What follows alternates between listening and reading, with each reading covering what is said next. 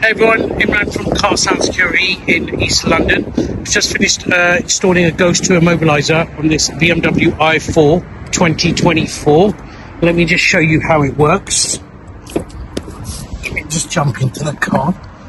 Just close that door so there's no noise. Right, so what I'll do is this vehicle will start and if I put it in gear it will shut down without the ghost code. So it's on, let's put it in gear. Car shuts down.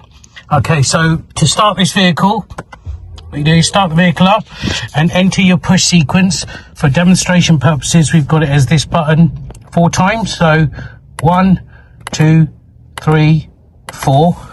You see the indicators flash to indicate the code has been accepted. Now when I put it in gear, I can move the car. You can see it says reverse just there, and it's moving.